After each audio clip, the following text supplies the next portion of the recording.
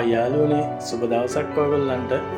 අදත් අපි අපේ DS family with cooking channel එකකින් අලුත් රෙසිපියක් ගෙන්න යන්නේ.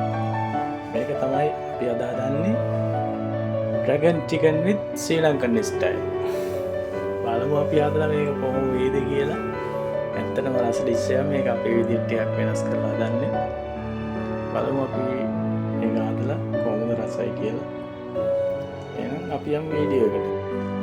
හරි යාළුවනේ, මම ඔයාලට පෙන්නන්නම් මුලින්ම කොහොමද මේ chicken breast එක මම මේකට chicken breast තමයි පාවිච්චි කරන්නේ. chicken breast එක කොහොමද කපා ගන්න කියලා. ඒක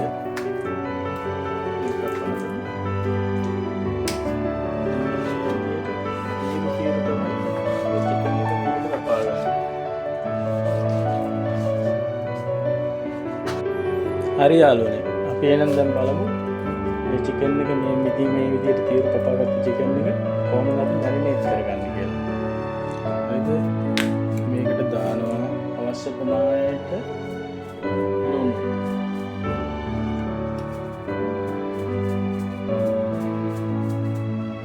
දාලා ඉවරලා දානවා soya sauce. soya sauce දෙකක් වගේ අපි දාගන්නවා මේකට. දාලා ඉවරලා තව දානවා මේකට white vinegar. දාලා ඒ ස්පූන් කමාරක් විතර දාගන්නවා. එතකොට මේකට තව දාගන්නවා ගම්මිරිස්.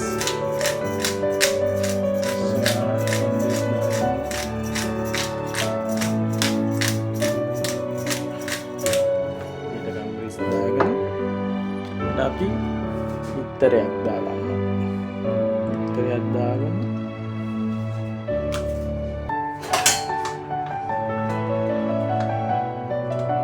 පාවිච්චි කරන පාන් පිටි දෙකක් වගේ එකතු කරගෙන මේක වලින් කලවම් කරනවා. හොඳට කලවම් කරගන්න ඕනේ මේක.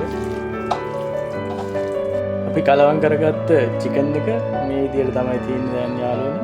අපි මේක විනාඩි 10ක් විතර හොඳට මේ ගම්මිරිස් සනම්මන ටික මේ chicken එකට අල්ලගන්න marinate කරන විනාඩි 10ක් වගේ කාලයක් අපි තියලා තියෙනවා. එතකන් අපි අනිත් ඒ ටික හදාගමු මේකට අවශ්‍ය කරන දේවල්.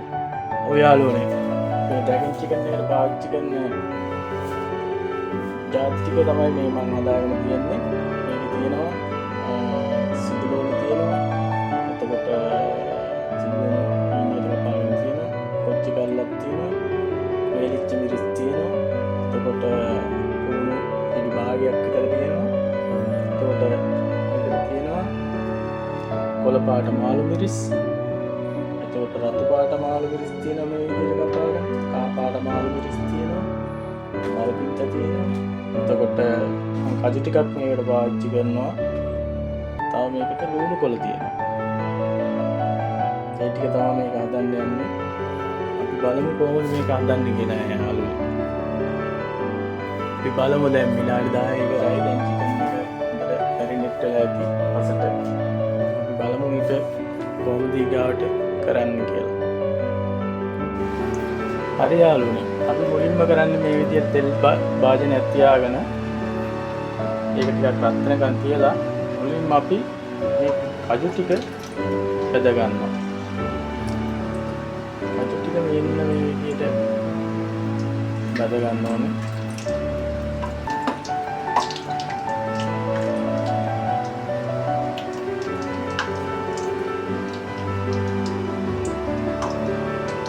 හරි යාළුවනේ, කජු ටික බෙදුනාම මෙන්න මේ පාටට තමයි තියෙන්න ඕනේ. මෙන්න මේ පාටට මේක අපි අයින් කරගන්නවා. අයින් කරගෙන අපි මැරිනේට් කරගත්ත chicken ටික මේකට දානවා. chicken ටික බෙද ගන්නවා. ඔක්කොම එකවර දාන්න ඕනේ නැහැ. එතකොට එකට ඇලෙනවා. chicken විදියට දානවා. හරි යාළුවනේ, දැන් මේ අපේ chicken එක හොඳට fry වෙලා තියෙන්නේ. අපි මේක බා ගන්නවා. මේ ගානට අපි fry වෙන්න ඕනේ. අවුනා මේක අපි බාගෙන කවුන්ට් කරගන්න. මේක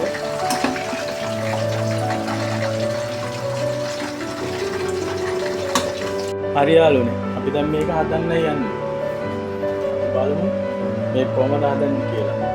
ඉස්සෙල්ලා බාල්දියක් මේ විදිහට තියාගෙන අපි ඒකට අවශ්‍ය ප්‍රමාණයට ඔයිල් ටිකක් දාගන්නවා. ඔයිල් ඇනි 3ක් වගේ දාගන්නවා. දාගෙන ඒක රත් වෙන්න තියෙනවා. ඉතින් අපිට දැන් පේනවා මේ ඔයිල් එක රත් වෙලා තියෙන්නේ කියලා. අපි මුලින්ම මේකට දාගන්නවා අපි කුඩු ටික මේ වගේ පාට දාපුවාම අපි දාගන්නවා කොච්චි ටිකයි වේලිච්ච මිරිස් ටිකයි දෙකම එකට දැන් දානවා අපි පාලි වෙලා ටික වෙලාවක් තියෙනවා දෙන්න ඊට පස්සේ අපි එකතු කරනවා කපාගත්ත ලුණු ටික ටිකේ පාලි වෙලා ටිකක් කරනවා කලවම් කරගන්නවා. හරි යාළුවනේ මෙන්න මේ වගේ පාටට මේ ටික ආපුවාම ඊට පස්සේ දාගන්නවා. අරබීට දාගන්නවා. එතකොට අපි කපාගත්ත මාළු මිරිස් දාගන්නවා. අග්ගතුරින්ම දාගන්නවා.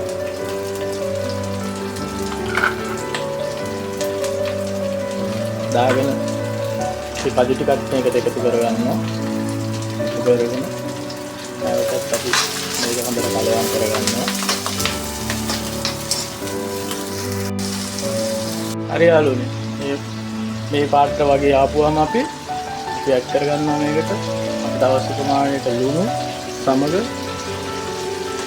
සම්බිරිස් අපි ඇඩ් කරගන්නවා.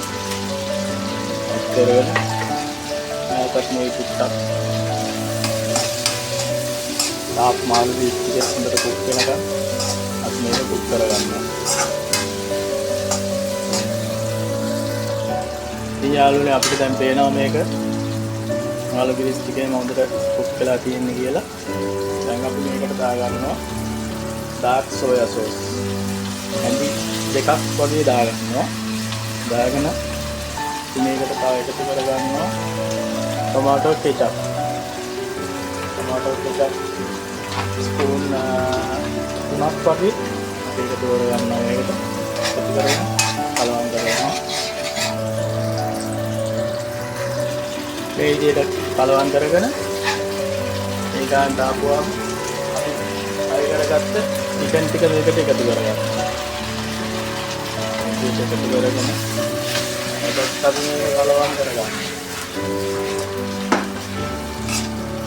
ඒක කලවම් කරගන්නවා.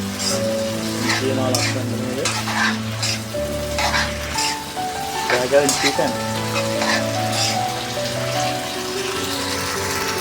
ඒ විදිහට හොඳට කලවම් කරගෙන අවසානයේදම අපි කපාගත්ත ලුණු කොළ ටික මේ ඇඩ් කරගන්නවා. ඇඩ් කරගෙන ඒකත් මේ විදිහට කලවම් කරගන්නවා. හරි යාළුවනේ මේක දැන් හොඳට ඇවිල්ලා තියෙන්නේ. කාන්ට ඇවිල්ලා තියෙන්නේ. බලන්න මේක පාට වෙන්නේ අස්සනයි.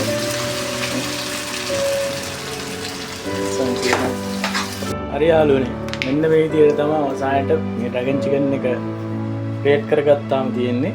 අස්සන්ට තියෙනවා. මේක ඇත්තටම රසයි. ඔයාලා ගෙදරදී හදලා බලන්න කොහොමද කියලා. උත්සව අවස්ථාවකට එන හොඳම හොඳයි. ඒ වගේම මම කියනවා මේ channel එකට හොඳයි නම් මේ වීඩියෝ එක මාව subscribe කරලා තියාගන්න. මම ඉස්සරහටත් මේ වගේ වීඩියෝ ගේන්න බලාපොරොත්තු වෙනවා ඔයාලට. එන යාළුවනේ ඔයාලා try කරලා බලන්න කමෙන්ට් එකක් දාන්න. එහෙනම් සුබ දවසක්. මම ගිහිල්ලා එන්නම්. ආයෙත් නැවත වීඩියෝ එකකින් අපි හම්බෙමු. Thank you.